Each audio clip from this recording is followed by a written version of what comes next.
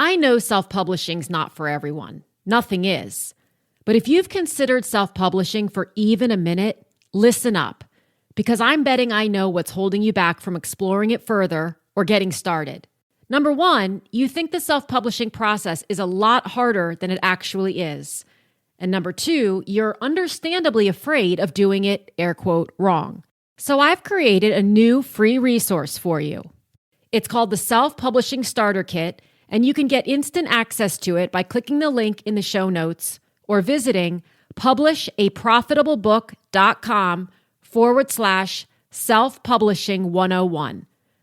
In this free training, you'll discover the exact 4 steps to focus on and mistakes to avoid so you can publish an incredible book that's indistinguishable in quality from a New York Times bestseller without overthinking, overguessing, or overspending in areas that won't make a difference. Again, visit publishaprofitablebook.com/self-publishing101 to get instant access. Welcome to the Write the Damn Book Already podcast. My name is Elizabeth Lyons. I'm a 6-time author and book editor, and I help people write and publish powerful, thought-provoking, wildly entertaining books without any more overthinking, second-guessing, or overwhelm than absolutely necessary. Because let's face it, some overthinking, second-guessing, and overwhelm is going to come with the territory if you're anything like me. I believe that story and shared perspective are 2 of the most potent ways we connect with one another, and that your story, perspective, and insights are destined to become someone else's favorite resource or pastime.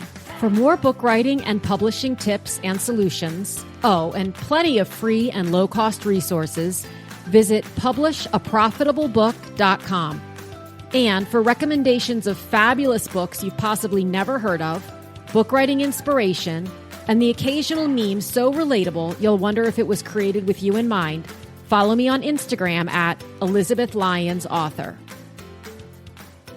Today, we are going to talk audiobooks, specifically the production of audiobooks.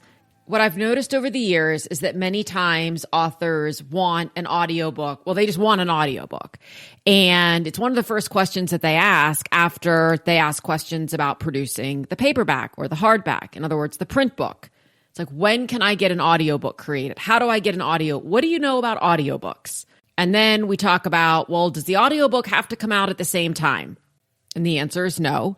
And there are actually a lot of reasons I recommend that the audiobook comes out later. But putting together an audiobook can feel about as overwhelming as can putting together any other version of the book. And the truth is, it is a little bit more complicated because there's more involved, and therefore it can also be a little bit more expensive. However, should you so choose, recording an audiobook on your own is definitely not impossible. It's also not nearly as difficult as you might initially think. The editing of it is the most laborious, tedious part of the process. But if you're into that sort of thing, and I am, for some odd reason, then it can absolutely be doable. I have recorded all 3 of my audiobooks myself. And while it was a bit of a learning curve the first time, the second and the third time were more just being willing to get into the tedious aspect of the editing. That being said, there are certainly some pieces of equipment and some recording techniques that you will want to have in mind because, as with everything else in the book world, it's more important than ever that you put your best foot forward and put the best product out there possible. We are all just needles in a very, very big haystack. And so there is no, if I make it, they will come. So there are some things to assess when it comes to audiobooks in terms of whether or not it even makes sense to create an audiobook version of your book. So today I invited my good friend, Drew Linsalata, to chat with me about this. Drew is the author of 3 books, all of which are available on audiobook. He is a podcast and audiobook producer, although he's not doing that right now because he's got his hands in a few other things. But he is the person I turn to whenever I need help with technology, specifically equipment, and he has never steered me wrong. He has even gotten me out of a few situations when it came to my last audiobook for Write the Damn Book Already. So I know this conversation will be helpful for any of you who are considering putting together an audiobook and wondering, how do I get started? What do I need? What do I do and not do? And will it even be worth it? And if after listening, you'd like even more information on how to get started on your audiobook, I've got a great workshop for you with Drew called Creating Captivating Audiobooks with Drew Linsalata. I will put a link to it in the show notes. It is a 90-minute workshop. It's pay what you can, starting at just $10. Within it, we cover current trends and market demands in the audiobook industry, which books work best for audiobook adaptation, narration techniques, including voice modulation, character differentiation, and pacing, recording equipment and setup, including links to all of the equipment that I use that Drew recommended, how to optimize your recording environment for best results, how to find a great and reasonably priced editor, the various audiobook distribution platforms, and how to publish your audiobook on popular platforms like Audible, Amazon, and iTunes, and effective marketing techniques to promote your audiobook and expand your audience. So again, if you're interested in that Pay What You Can workshop, I will link to it in the show notes below. Or you can visit the programs page of publishaprofitablebook.com. Let's just hop right in. So the last time we talked about audiobook production, was it like 3 years ago? I feel like, I don't even know who was president then. I feel like it was a long time ago. Please let us not use that as the marker of anything. But it was several years ago because it was actually on my other podcast. It was when I was doing Authors, Creators, and Visionaries. You know, you're right. I know. And so I went back and I listened to it because I thought maybe I could just transfer it over. But within the first 8 minutes, I thought, well, this has changed. This has changed. This has changed. And that's why I said, can we just do this again? Sure. Let's do it. Because audiobook is something that so many people aspire to have. Mm-hmm. It's hard to talk about it within the context of traditional publishing because they have their own process. Yes. They have their own, like you, as an author, you don't necessarily have control over it, whether you have one or not, whether it's in your contract or not. It's usually separate from your original contract with a traditional house. And then it's either purchased separately by that publishing house or by somebody else, or, who knows what. But it's a question a lot of people have in terms of how lucrative is it? How do I do it? When do I do it? So I thought maybe we'd talk through some of your latest thinkings on these things. Which question shall we start with? How about the how to do it? Because that confounds people and they think it's all like super technical. I need gear, man. I need to build a home studio. Right. I mean, not really. Not really. Yeah. Well, that was the best part is you got me set up for, I want to say under $70. Yeah. Yeah. That mic you're using right now. I see that audio technical. Did you see it? Right. I see it. Yeah. So pretty much everything technical in my office, you recommended at this point. Because whenever I need anything, I'm like, Drew, what do I get? What do I get? That was in your treadmill desk and flip flops era when I wasn't sure you were going to survive. They're all under me right now. The treadmill desk is under me. The flip flops are under me. Right. And I'm about to start walking on the treadmill a lot because it's 111 degrees out and I can't walk outside. So it's about to happen again. When it comes to the how, I think the biggest challenge I've experienced, because I recorded all 3 of my audiobooks myself and I did it in my closet, but I learned a lot. Right. And probably the greatest lesson I learned was when I was recording Write the Damn Book Already, and I went back and listened to it. I think I told you this. I could hear this when I was recording it, I couldn't hear this. But when I played it back, I could hear this very faint, I mean, it was even more faint than that, but it was there. And I thought, what in the God's name is that? You know what? No, you know what it was? It was a guitar string. Oh, and it was vibrating. And it was vibrating from my voice. I mean, nothing that the human ear could ever pick. I couldn't believe I could even pick it up on the playback. Yep.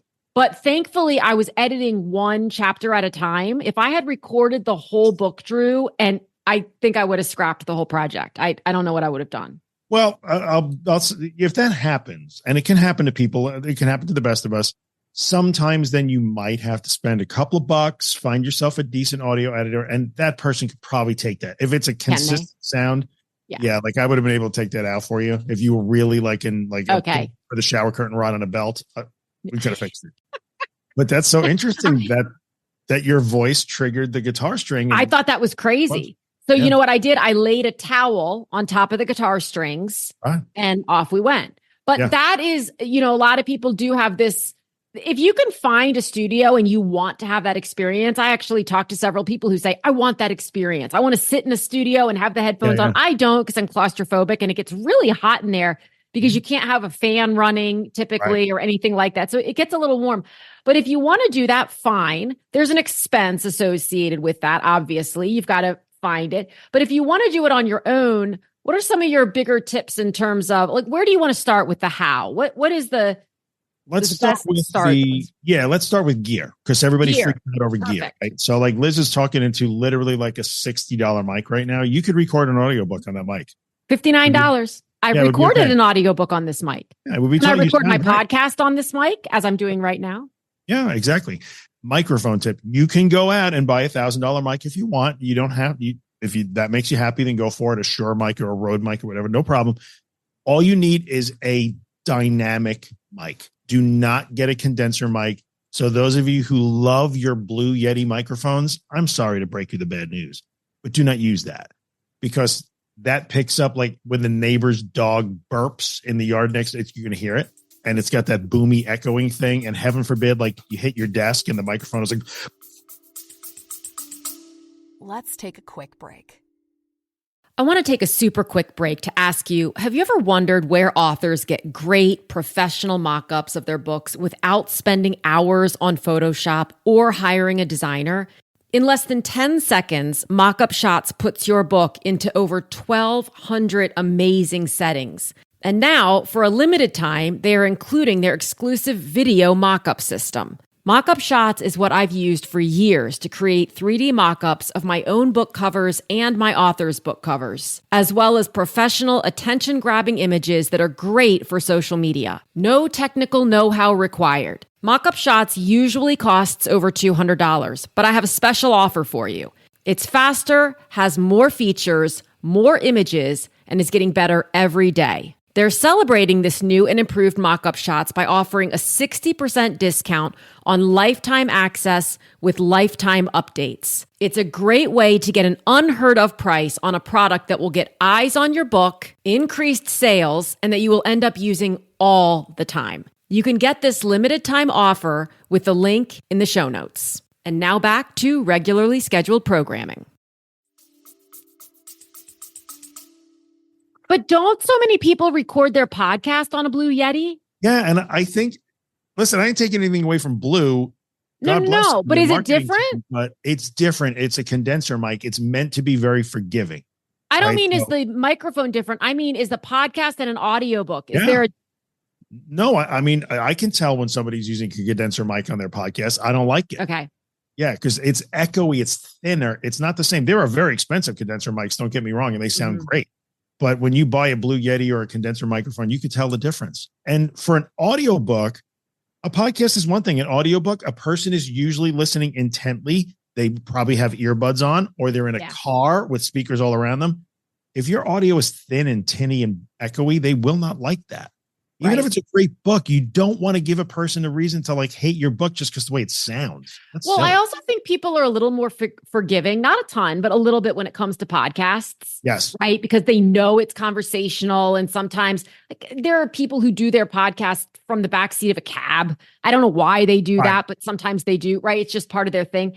And so that they're a little bit more forgiving when it comes to that. The other thing about a podcast is I did my first several podcasts with a Blue Snowball.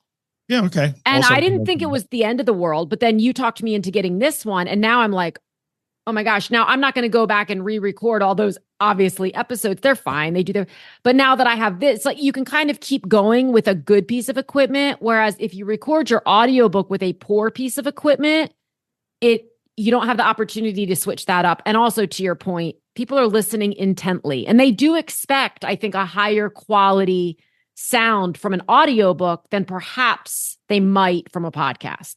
Yeah, I mean, there might be people who look at an audiobook as no, I expect a rich sound or whatever. So when I get close to this mic and it has that radio voice sound, that's because it's an expensive mic. I get it.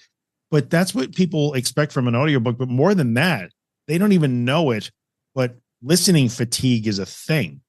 and you don't know why you don't like this book and you don't know why it's annoying to you, but like, yeah, because it's fatiguing to listen to. Right. Yeah. So if you're Fran Drescher, I don't care what mic you have, probably don't read your audiobook unless it's the draws that you're Fran Drescher. I mean, you didn't see what I'm getting at. Right. Not everybody's suited to read an audiobook. Right. But the gear, you do not need an expensive mic. It's a $59 dynamic USB mic that Liz is using, and she sounds spectacular. You can record a book. Thank you so much. Very welcome. Okay, so what else? So I also have like a $7 pop filter. It's just a cap. Just sticks right on here. Literally easy. a piece of foam. That's all it is. Literally, that's all it is. So that was like $7. Yep. I'm trying to think. What else? What else in terms of gear? Right, you have a stand for that to be. It came with a stand. This mic came with a stand. It came with a stand. Yeah. Now that mic, if you buy that Audio Technica, and I guess you could link that in the show notes if you want. I don't care. But if you buy a cheap mic, it might come with a little tiny stand. That's fine. Yeah. But even if you bought another stand, it might cost you $15 for a good mic stand that's heavy. Right. If you really wanted to get crazy, you get a boom stand, right? Because then it doesn't, with a boom stand, you don't run the risk of hitting the desk and you hear it. Right. Even if you just have a regular mic stand, put a towel or a blanket underneath it. You're golden. It's all good. Yeah. Yeah. So that's totally fine. That's all you need. You literally under $100 worth of gear and boom, you're ready to record. And you're ready to go.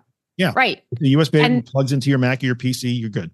And then do you, okay, so Mac PC, it doesn't matter I do everything on a Mac, but I know plenty of people who have done it on a PC and I use GarageBand to record my audiobooks. A lot of people use Audacity. Is there anything that you feel that people should not use? No, I mean, the only thing I would say is any audio editing application is going to work. So if you have Pro Tools, go ahead. If you want to use Pro Tools for that, you don't have to, of course, but if that's what you have, go ahead and use it. GarageBand works. Audacity is free. Like I produce my podcast, millions of downloads in Audacity. It's free. Right. So I have pro stuff, but I just like Audacity and it's free. You know what? It's too much for me. So back in the day when I thought that the measure of being a successful business was what tools and equipment do you have and how many assistants do you have, right? Yeah, That's when I was out buying all the crazy equipment and software programs, but it was just too much. It's not, I'm not in that league where I need to be editing.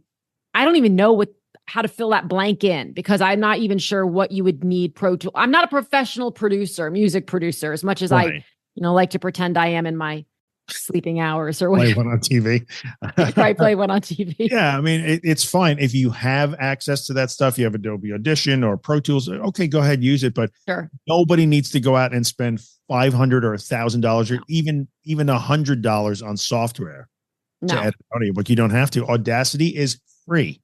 Right. And GarageBand is free if you're on a Mac. You have GarageBand. It's totally fine.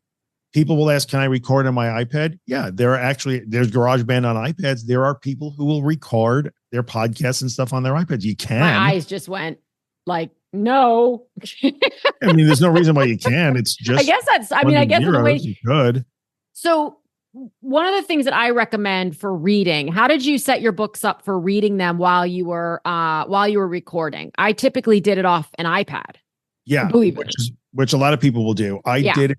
Let me think how the office was set up. The last book, when I did 7% Slower, I read it with this setup, pretty much what you see. You can't see, you're looking at me, but the desk setup that I have right now. So I essentially put the Kindle Reader app on my big monitor in front of me. And I just use the Kindle version of my book. And so there was no page turning. There was no crinkling or no sounds. That's what you don't want to have, because if you have a page turn in between sentences, it can be cut out. But if you're turning a page in the middle of a sentence, not so much. And I will tell you that if you're editing your own audiobook, or more if you're paying somebody to edit it, you do not want to pay somebody to edit out all the page turns. They'll have to do that. Right.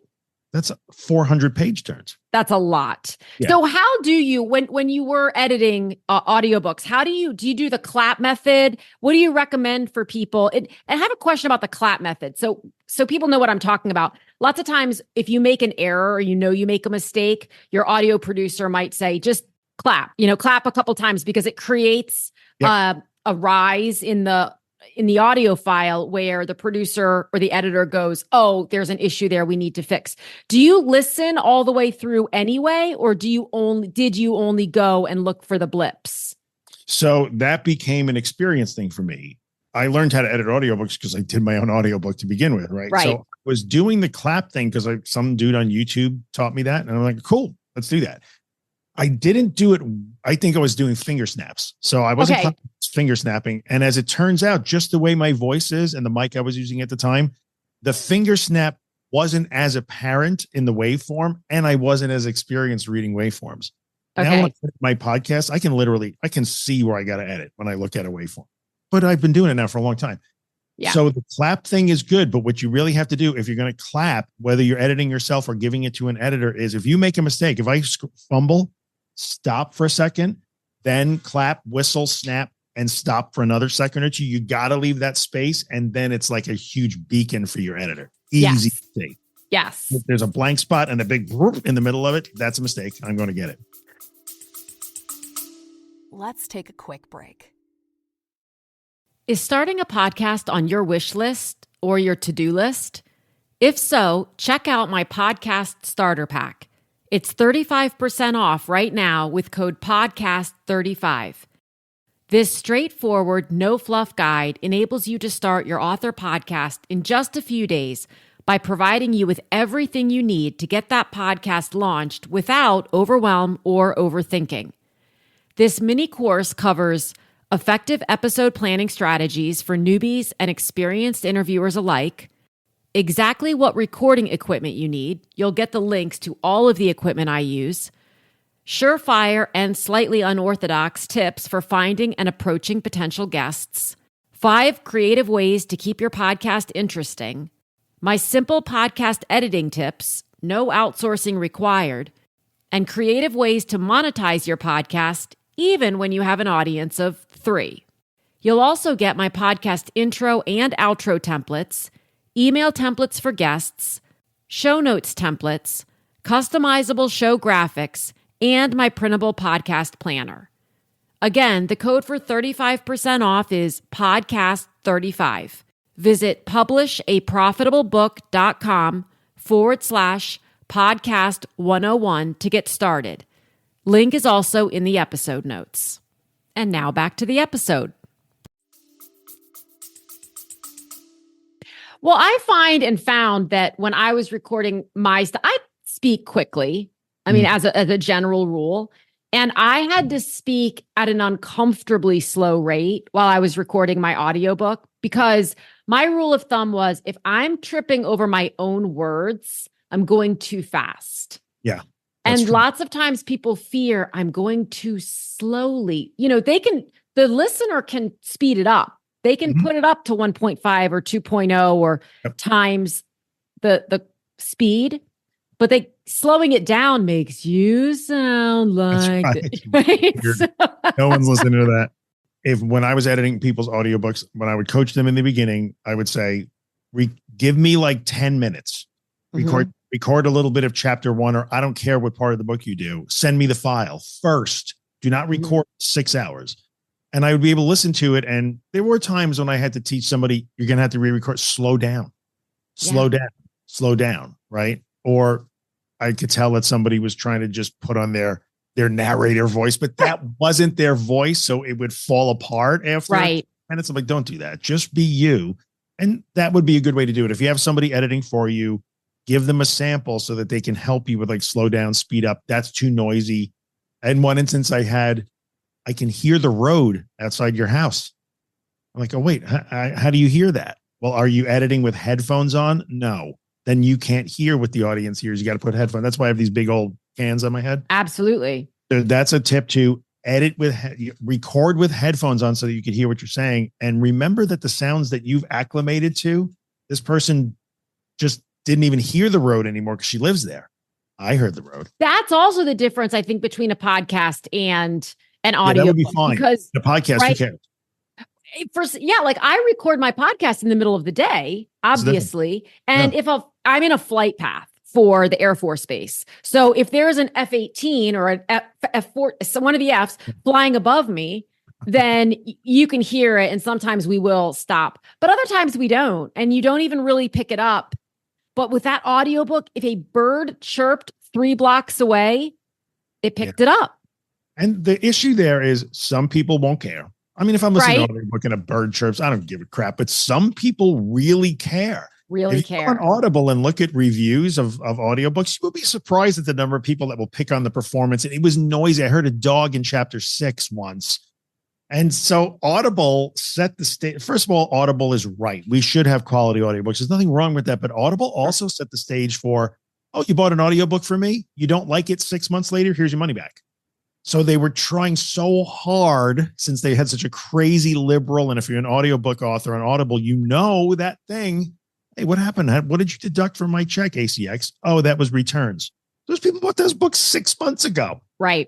All right. It's so what they're trying to do liberal. is say very liberal. So they would say, we need your book to be at uber high quality so that we minimize the audio complaint returns. Well, and to be fair, I think that, so I have an author who has a lot of nature around her, but her book was about nature. So it kind of made sense, right? It was like a little bit of a branding thing.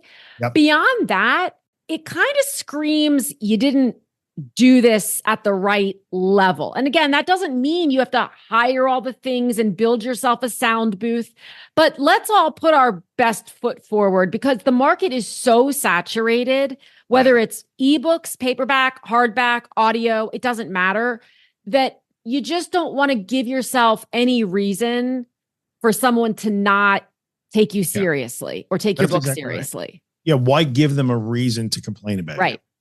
So, we have plenty of reasons to complain. That nature thing is a good thing. If that's what the book is about and you want to record outside because that's right, that would make sense. And your listeners are probably like, cool, no problem. Yeah. ACX would be all right with that. Right. Exactly. There are rules, but like that would match the rules, really. It would match the rules. People ask, can I put music in my audiobook? Yes, as long as you own the rights or have the rights, you can do that. That's allowed. But so there are some rules, but yeah, just do the best you can to make it as the quality should be as good as you can make it. Correct. I'm reading. Okay, so let's talk about ACX versus going wide. So ACX lets you go where? To Audible, to iTunes, Amazon, Apple. Audible, Amazon, Apple. Yeah, and this is an area where you and I actually did things really differently. Yeah. And we've had so many discussions about this. And I love that we did it. I love it. Yeah, me too. Right? I like talking about it. Yep. So you stayed exclusive to Audible, to ACX. Yep. Because you sold the majority of your books, bar none, via Audible. Is that correct? That's correct. At first, I didn't know the difference, so I just checked. Yeah, exclusive. Yeah, so it was a happy mistake. I want the 40% revenue share. So yes, exclusive. Cool. So it's 40% if you're exclusive to ACX. What is it if you're not? At the time, I haven't looked now in over a year. It was 40%, 20%. Okay, I thought it was 25. Okay. Yeah, that makes sense. Half of the royalty. Right. And then I was going, as we say, wide. So I wanted more than just Audible. I wanted all of, my big one that I wanted was Chirp. Okay. CHIRP, speaking of birds, because I listen to Chirp. I'm a big fan of Chirp. That's where I get a lot of my audiobooks. So I knew I wanted access there. I want distribution there. So I went with Findaway Voices, which allows you to distribute to everyone other than those three: Audible, iTunes, Amazon. Right? Did I say those right? Yeah, you got it right. Yeah. Audible, iTunes, Amazon. And I sell far more, and it's not paying my mortgage, but I sell far more audiobooks through Findaway, through their various distributors, than I do through Audible. And I've tested it, right? So people will often wonder, well, what should I do? Do I stay? Can you switch? If you go exclusive first, is it a problem to later say, you know what? I don't want to be exclusive to ACX anymore? It was an email. So I did that. Let me tell you my story. And those can get hard, Drew. It was an email. First world problems. I had to write an email, man. To ACX's credit, they were very responsive. So, they're telling you on your website, if you want to change, send us an email, no problem. And okay. So I decided, my friend Liz is pretty smart. I listen to her. And I'm like, you know what? And plus I don't like the evil empire. I have I have issues with Amazon and that whole thing. I'm not a Jeff Bezos fan. Okay. I'm going to switch and I'm going to be non-exclusive. Right. I figured I got a pretty decent sized audience on social media, a pretty big following and a big podcast and all stuff. So like, I can do this. If anybody can go wide and sell books, I can. Wrong. So I sent the email. They were like, no problem. You're now officially non-exclusive, but your royalties got cut in half. Okay. So I set up, I don't remember what platform I used, and it was like Chirp or whatever, or Find a Way. And it distributed to a bunch of places. Cool. Super easy to set up. They were good people. And then the next month I got my ACX earnings report and it was half. Right. And guess what? I sold no books. You didn't make it up on over here. Not even close. I sold like 10 copies of the book and all the other places combined. So it was a financial bloodbath. Right. I'm not driving a Lamborghini for my audiobook sales, but it was considerable. Yeah. Well, the reason I love to talk to you about book sales in general is because you have a rabid audience. And I no, for real. And I say that with all the respect, actually, because you've built that rabid audience. I mean, when you and I met, that wasn't where you were. Right. And I've complimented you over and over and over again over the years on how well you nurture that audience. It's not just if you build it, they will come. You built it, they started to show up, and you nurtured the hell out of them through your Facebook group and other places. And, here we are, right? So I think with the Audible, I was talking to somebody else today, and I said, we were talking not about audiobooks, but we were talking about paperback and ebook. And I said, look, the fact is, no matter how you feel about Amazon, 60 to 80% of people purchase their books online. And of those, 50% are doing it through Amazon. Is it only 50? I bet it's 50. I mean, that was the latest statistic I heard. It was 50% of the 60 to 80%. Yep. Right. Which actually leads me to another point, which is that the way that almost all audiobook companies position royalties is a bit misleading, because they will say something like you make 40%, 50%, 60%. In one case, there's a distributor that says 75%. But what they aren't telling you is that it's 75% of the 20% that they earn when a book is sold. So if you've got all these middlemen and you sell your audiobook for, let's call it $10, which you probably aren't doing, then you think, oh, great, I'm going to make $7.50 per. No, your distributor is going to make $2 and you will make 75% of that $2. That's right. Whatever that math is. So it's not, again, if we can all just go in with the right expectation, then we can decide, is it, and I'm putting air quotes, worth it? How did you advise authors to decide, is it worth it to create an audiobook? Oh, that's a really good question. So at first, when I wrote my first book, I asked my audience, I'm like, I thought I'd just write a book that would be on Kindle. Like I'm that guy, Now I do have some paper books. I'm rediscovering paper. Give me a break. But at the time, it was like, who the hell would ever buy a paper book again? So I'm like, all right, this will be an ebook. And the audience was like, hello, paper, please. All right, no, we'll print it too. And then I asked, well, what about an audiobook? I had no plans to do an audiobook. And oh my goodness. Yeah, they wanted an audiobook. So that's when I did it. And here's what I know about my audience. And this seems to prove true when I talk to other authors, although I'm not connected and I don't have a huge sample in this. Probably, I think if I run the numbers over the past 4 or 5 years, it's been about 15 to 20% of my total sales are audio. An audiobook, and this I have heard almost universally, the audio, if you publish a book for whatever reason it is, and you sell 800 copies of that book and you're disappointed because you'd sell 1,000 or 10,000, your audiobook is not going to save the day and magically be the thing that sells 10,000 copies. Nope. I don't care if you are a speaker or a podcaster. It doesn't matter. Audiobooks are about 20%. That's it. Because a lot of people love them, but a lot of people don't. That's my experience as well. I think that statistic is I mean, in my experience, it's about 10 to 20% of my total sale, maybe even 10 to 15%. Right. Because and you've said this many, many times, if the paperback and or ebook versions aren't selling, the audiobook isn't the magic bullet that you're looking for. That's right. It's not going to rescue your book at all. No. You need the exposure. And another person I talked to this morning, again, we weren't talking about audiobooks, but they were saying we need someone or we need a publishing house that can help us with marketing because we're just not getting out there. And I don't want to stray into that too much because but it's the same for audiobooks. There's no such thing. That's right. Right. Meaning there's no quick magic bullet for getting just because we are all needles in an enormous haystack. That's enormous haystack. And so everyone, whether you're traditionally published or indie published, has to be, if they want their book to sell, willing to get out there and talk about it, whether it's the audiobook, the paperback, the ebook, the large print, whatever it is. Yeah, that's 100% right. And then there is because people have asked me that too. Well, what about marketing? Well, ACX doesn't market your book at all. What ACX will do, or really more Amazon will do, and Audible, because ACX, Audible, Amazon, they're all Amazon, right? So Amazon isn't stupid. Of course, we know they mine data like nobody's business. So if your audiobook is a good seller for them, they may highlight it in a given category because they're making money. But they have no interest in marketing your book unless you're Oprah or someone like that, where they're going to do some sort of marketing with you. But since you're not, I guarantee Oprah is not listening to this podcast. And Oprah, if you are, please call Liz because she'd probably be thrilled.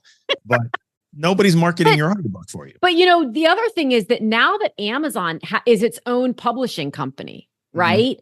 Yep. So Amazon has many imprints, book publishing imprints.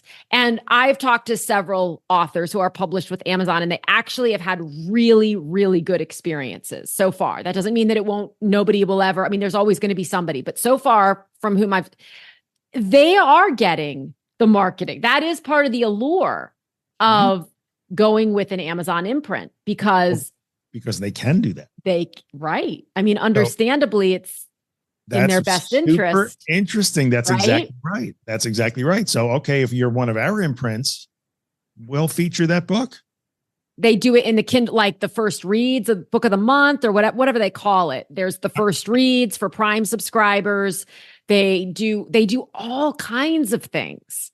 But there has to be, and I don't know, but there has to be preference in the algorithm for the Amazon imprints. No one would tell me otherwise. There's no way they wouldn't do that. No, trust us. We don't preference our own stuff. Really.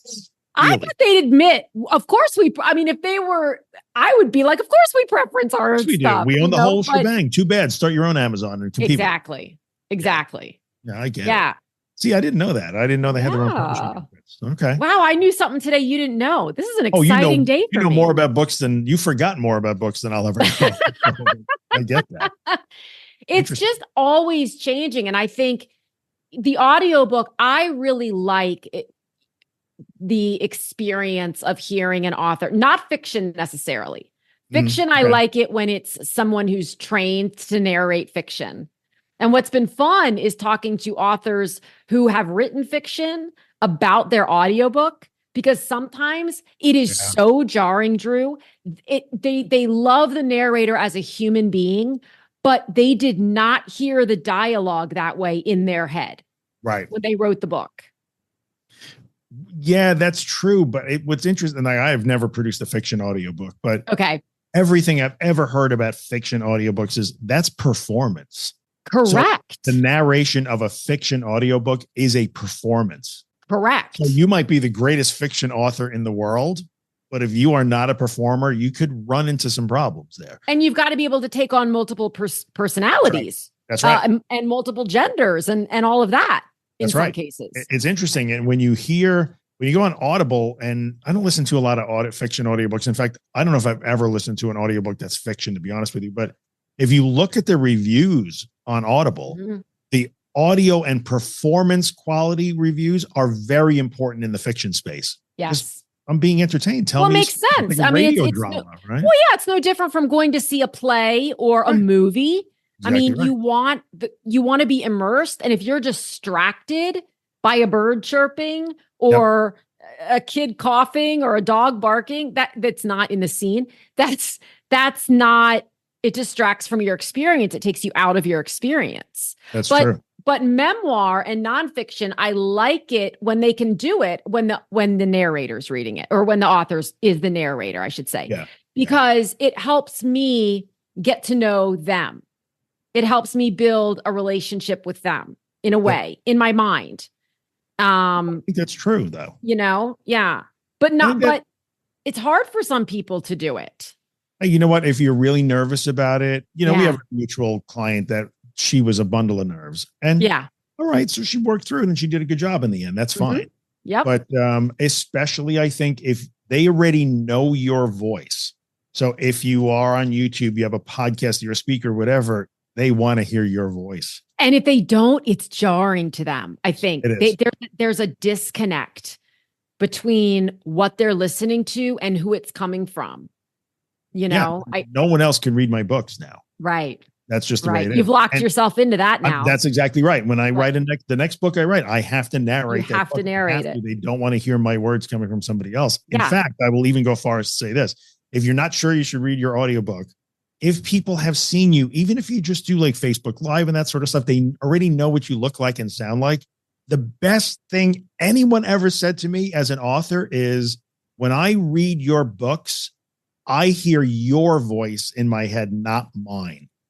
Right. That was the best thing anyone ever said to me as an author. But they read your books, not when they listen. Yes. When they read my books, I cannot tell you the number of people who have said, when I read your books, I hear your voice reading it in my head, not my own. And I'm like, wow, that was I think that's the biggest compliment.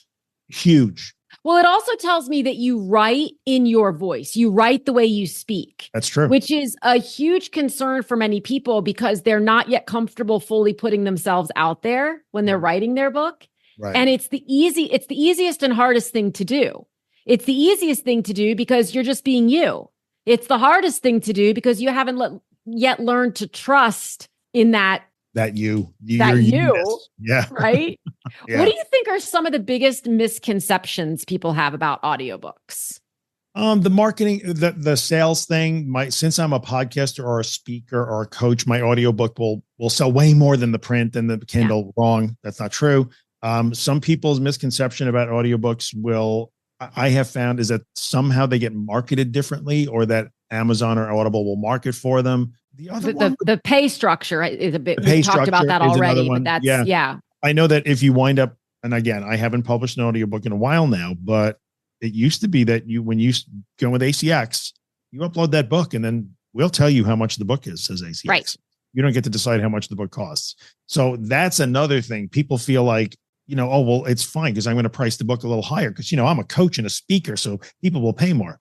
Maybe, but you don't get to decide that because ACX will price the book for you based on, I don't know what, some black box that they don't tell us about. So there's that. And I don't know. I just, sometimes I think, I don't want to say this gently and respectfully. Sometimes I think that people confuse, well, I can do Instagram Live and TikTok and podcast and YouTube. That means that I'm going to be great and my audiobook will be huge. It is not the same thing at all. One has nothing to do with the other. Right. Yeah. People who listen to audiobooks don't listen to audiobooks because they love YouTubers. They just like that medium. So I'm sorry to break this to you, but your charismatic presence on YouTube or TikTok has nothing to do with your audiobooks. Zero, in my experience. I would agree with that. Do you have any experience with, or would you recommend or not, and why, selling direct so that you just remove that middleman with the audiobook specifically?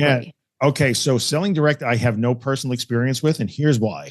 Because before I've lived a bunch of lives, right, professionally.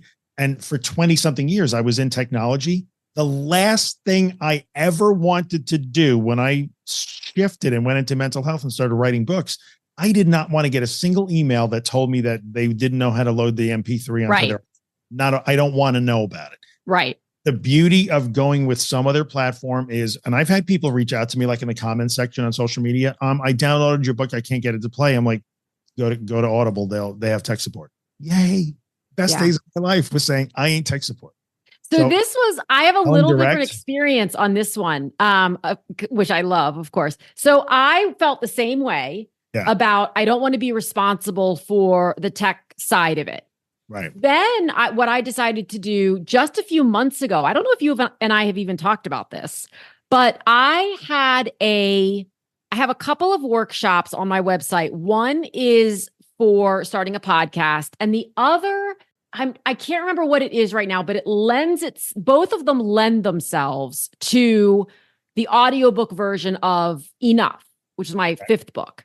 Yep. And so what I did was I have like an upsell, if you will, Mhm. where if someone purchases that workshop, they can purchase the upsell. They can upsell into the audiobook of Enough for $4.99, which Okay. to them, that's a great price for an audiobook. That's awesome. why I listen to Chirp, because Yep. Chirp audiobooks are anywhere from $1.99 to maybe $6.99, but not usually. So they run these, it's kind of like BookBub for audiobooks. They run these deal of the day type or deal of the week type things.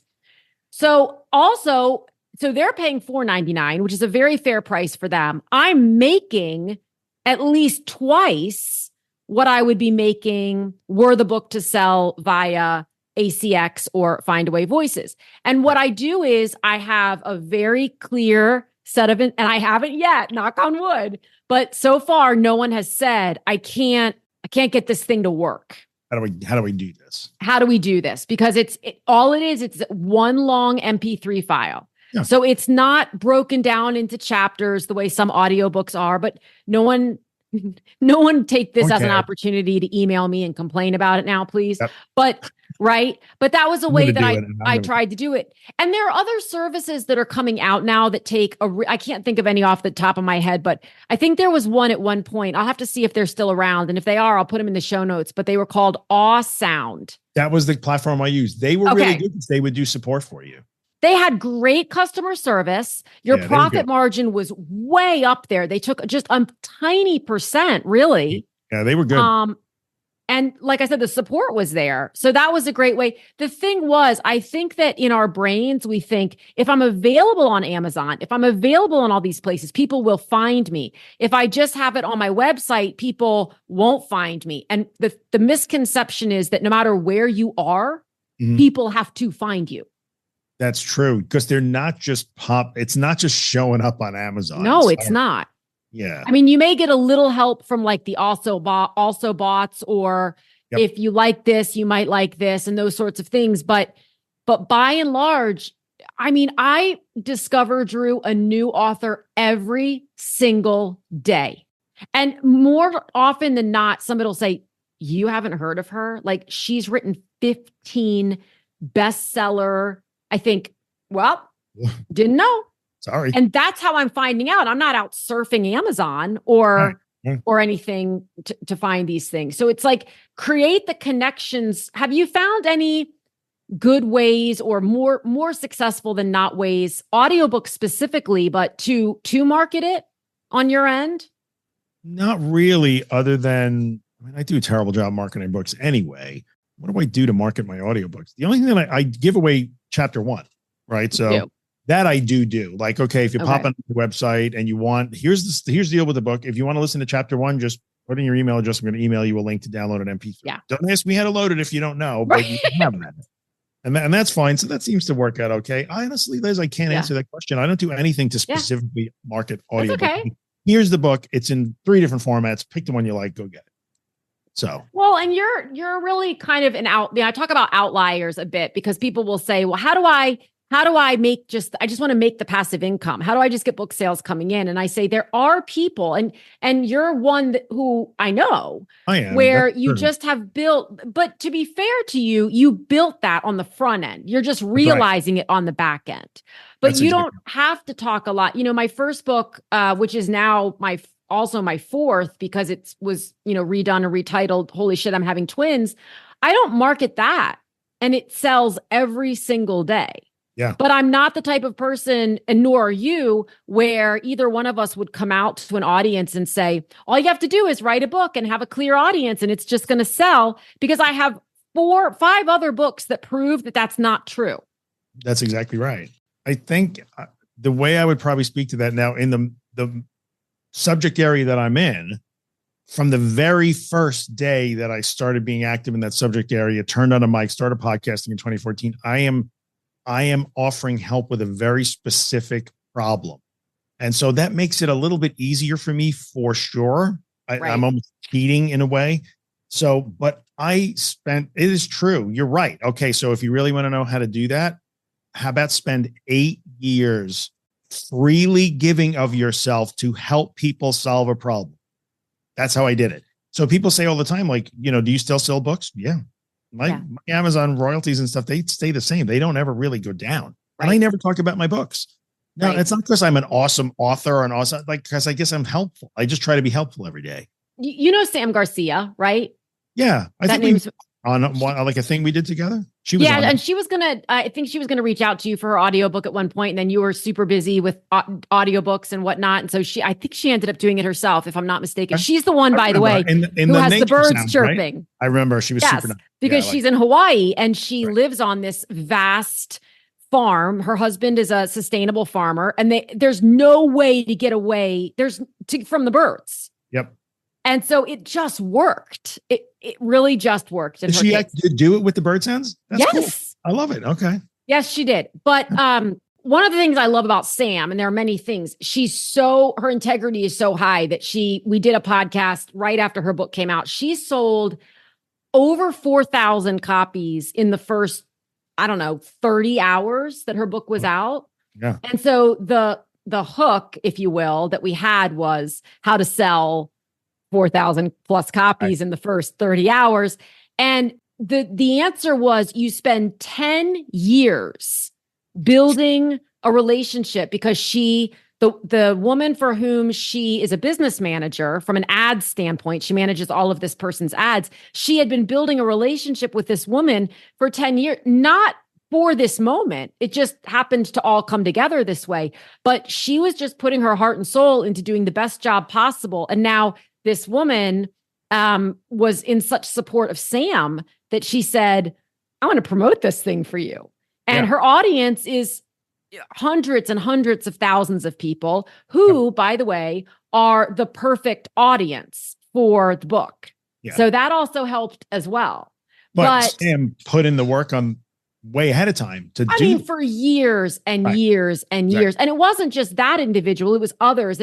I'll put a link to the episode in the show notes, because there's a whole trajectory of, I was working for this person, and then through them, I met this person, and then I started working with them, and then they introduced me to this person. I started running, my agency, she has an ads agency, started running their ads, and then I met this person. So all these years into it, this person said, will you just come be my business manager, as well as running all my ads? So then I did that, and then this all happened. So I think that there's that piece of it that we don't like to talk about, because it makes, for me, I can't speak to everyone, but it makes me feel like I'm being negative. Like I'm saying, look, it took me 8 years to do. Everybody wants to buy the immediate dream, and there's just no such thing. So anyone who hits it big, they either hit it big by lightning in a bottle, which is impossible to replicate. So go talk to them again in 3 months, because then they're like, it's not going so great now. Or they put in all the time, and all the time is different for everybody. There is no magic number, but they put that time in up front. They do it for the right reasons up front. And that's, I truly believe, what has happened with you. Like, you just put in all those years just helping. I've said to you many times, I just can't believe how generous you are with your community. Well, I appreciate that. Those are kind words. Yeah, that did make a difference for sure. That's what made, so when people ask, because I've had authors do that, in that initial call, like, do you do audiobooks? Yes, I have 3 out there, whatever. Yeah. Like, do you sell audiobooks? Well, I kind of do. I'm not Stephen King, but for an indie author, I think I do pretty good on a consistent basis, and have for quite a few years now. I think you do pretty good, even compared to many traditional authors. Maybe I don't know. I'd have to look at that. But how did you do that? How do you market it? Like, did you go viral? No, this has nothing to do with going viral, which is another misconception. I think that, like, I just need a couple of really big viral videos or TikToks, and then I'm in business. No, because the internet has a really effing short memory. So your virality lasts for 2 days, and then it's over. Remember your reel in the hailstorm? Oh my God. I was going to say, remember my reel on the croissant? Oh, that one too. You had two of them like that, right? Yeah, neither was related to writing because clearly Right. my brain doesn't work in terms of like marketing. Yep. But maybe the hailstorm didn't Oh, either. the But you're hailstorm was right. I another. Like, mean, holy it shit, that just went crazy doesn't. viral. Even if But it had, it doesn't stick. yeah, that's it. Virality is very brief and very quick. So don't look Yeah. for that stuff. No. And I think, I don't know. I'll say another thing because we're trying to be realistic. You could edit this out if you want because it sometimes sounds pessimistic.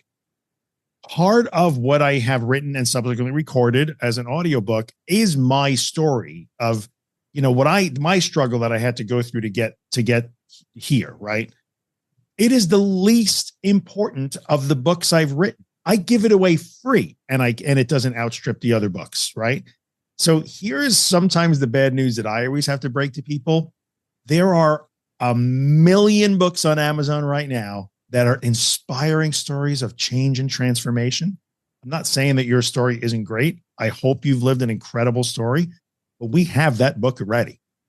And so unless you already have, and I do this just to be realistic, because if you're going to make the investment in audiobooks and buy gear and record and fret and wring your hands over it, just know that unfortunately, I literally have been involved with people who are cancer survivors and the internet is like, what'd you do for me lately?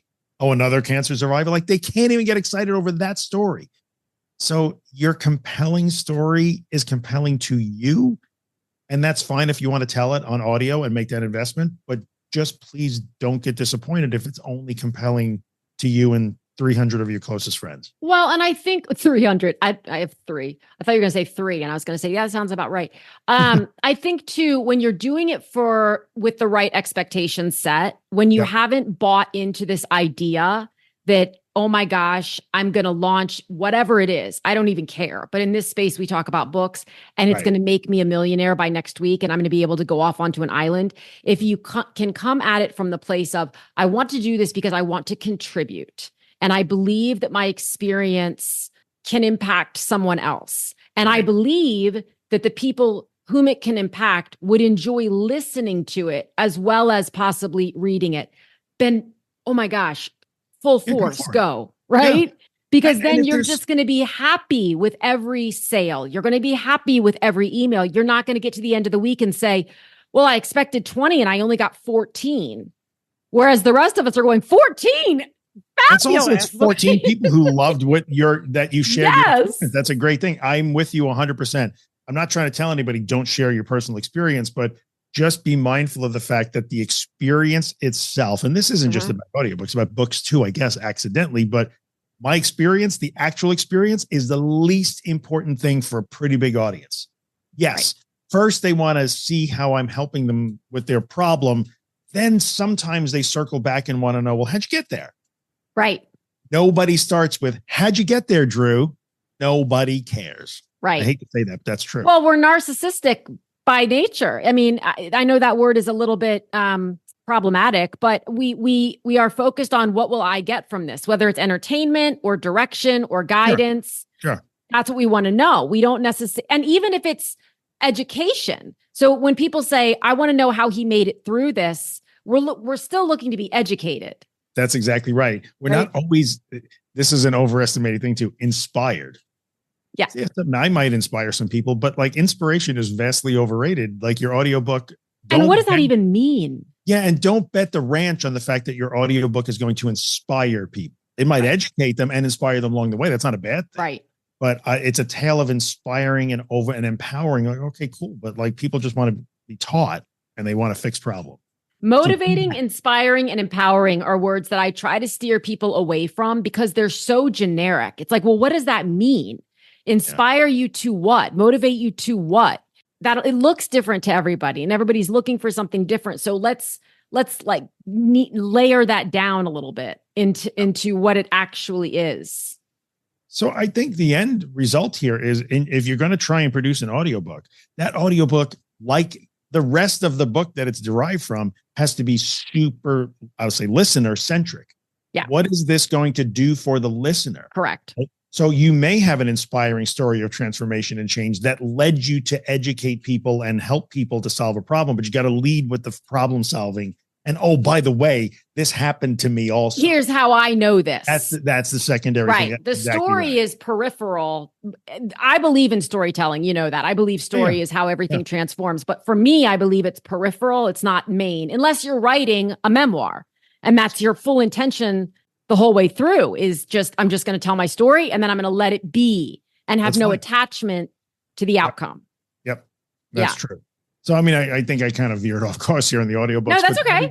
Those are some things that I know I've had to talk about with people they think that the audiobook will be a huge seller. And sometimes that's why. Yeah. Because I'm so charismatic. I agree with you. Or because it's such an inspiring story. People are going to love to listen to it. And I read it. I'm going to read it with such passion because I'm sure you will. And I'm sure it'll be lovely. But expectation. Right. Yeah. Okay. Last question. Cost. How do you help people? This is a big one you and I have talked about over the years. Yeah. It can be so hard to know what's too much, what's too little, how is there some sort of I don't know. That's tough, to be honest with you, because when I went shopping, and that was my first book was 2020. So 4 years ago, right? So it was 2019 when I was shopping for audiobook people. I was getting numbers all over the place. Right. And believe me, there were also plenty of people that I was connected to, and I'm not picking on them. I'm sure they're lovely people, but I got a lot of pitches that were based on the whole, this is an investment in your speaking and your I'm not a speaker. I'm not a coach. That's not what I do. And so they would try to pitch me $10,000 audiobook production deals. Right. I had a few that were $5,000. My book is like 380 something printed pages. So I don't know how long that is. I don't even know at this point, but that's why I did it myself. Yeah. And in the end, if you can do all of it yourself, if you're technical enough to do the audio editing, or even if you want to do all the recording and editing your mistakes and then have somebody master it for you because they can do the ACX magic, you could probably get away with doing your audiobook if you don't count the value of your time for under a couple $100. Right. You can get somebody on Upwork to do the cover for you. It has to be a square, but you already have a cover for your book. Convert it to a square. Boom. Like ACX will tell you what to do. Hire somebody to master your audio, a few $100. Boom. Or you can spend $20,000 on audiobook because you want to go into a studio in New York City with a live producer and take 3 days and have the experience and all that stuff. And there's nothing wrong with that if that's what you want to do. Yeah, right. Just be cognizant of what is in the package and what you're paying for that you don't necessarily need or that B isn't really going to move the needle. I mean, I think if you're just looking, you tell me, but I think if you're just looking for bare bones, I need someone to help me walk through how to do this, edit it, and probably get it uploaded. Yep. I think you can do that for under under $5K. Yeah, we never did an audio. I'm not in that. We're not doing that anymore. I'm taking in new clients, but I mean, we did 15, 20 audiobooks over a couple of years. Yeah. None of them was ever more than I think the biggest one was like $4,100. But that was because the person specifically asked for way more coaching. And you know what? That was a great experience because that person was like, I really want to do this, but I want you to teach me how, because I want to know how to do this. Right. It was fun. We had a really good time with it. Right. Most of them were like under $3,000. Most of them in that $2,500, $1,800 range. Totally fine. And we made money. Yeah. So, that works, but you can do it for nothing. Just remember that there's an investment in your time. Correct. So it's going to take you time to read that book. You can't read the whole book in a day and a half. Do not do that. It will not. How many, what were your chunks that you do? Because I do about 18 minutes at a time. Okay. So I can go for about 30 minutes. Okay. I'm a little bit different. I can do about 30, 35 minutes. When it's enough because this voice starts to turn into this voice. Correct. Your voice gets tired because your vocal cords just do. And now I'm making more mistakes. It's time to end. Yes. So your audiobook is not a book. Do not plan on reading the audiobook on Saturday and Sunday and boom, I'm going to knock that out this weekend. Ain't going to happen. No, I tell people to plan on 3 weeks. Yeah, if it takes less than that, that's great. But 18 minutes at a time, maybe twice a day, three times a day if you have the availability. Yep.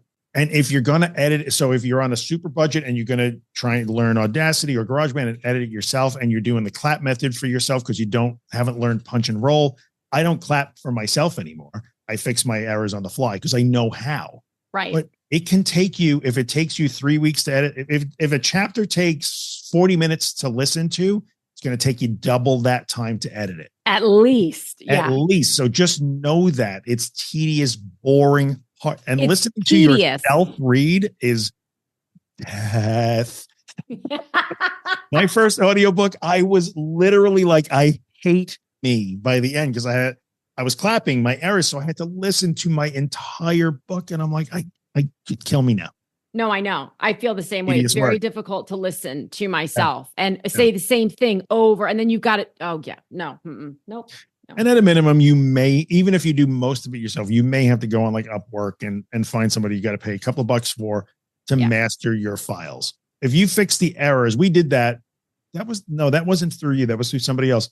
It was a really great experience. A guy had read the book himself. He did a really good job. There was some editing that had to be done. He already took out his errors.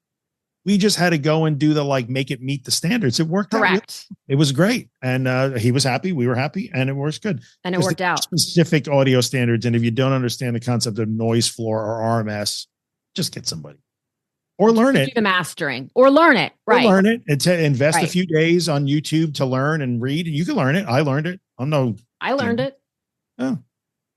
But there was nothing that irritated me more. And I think you heard from me when this happened with Write the Damn Book Already. I think ACX told me that my floor or something was off by like 0.002. Yep. I thought, what? Really? Yeah, right. After you've done all the reading and editing and you upload, one of the most stressful moments in any audiobook, the lifespan of an audiobook, is when you watch the ACX progress bar. Yes. And there's like, are you going to accept it? Oh, yes. Failed. No, that was awful. That was awful. So for me, we were editing with Audacity. So like there were plugins. Right. Found them, configure them, and then we put it in a procedure little note that we share. Like this is how you master the file. Do it. Right. Cool. Easy Works peasy. every time. Yeah. That was fun. Well, thank you for coming and talking to me about this again. Ain't no thing. I know. At some point, I'll be so far removed from having produced an audiobook that I can't talk about it anymore. Right? But I know. Well, that's why I just will stop talking about audiobooks because if I can't talk to you about them, they just don't exist anymore in terms of production. Yeah, maybe next year. I might do one next year. We'll see. You might do one next year? Yeah, I have a bunch of book projects to do, but I just don't have the time to do them. So at some point, I'll have to do another audiobook. We'll see. Yeah. Well, until then. Thanks for having me. Thank you so much for tuning in. If you enjoyed this episode, this is your friendly reminder to follow or subscribe, leave a quick review, and share it with someone you know has a great story or message, but isn't sure what to do next. Also, remember to check out publishaprofitablebook.com for book writing resources and tips, and to see all the ways we can work together to get your book out into the world.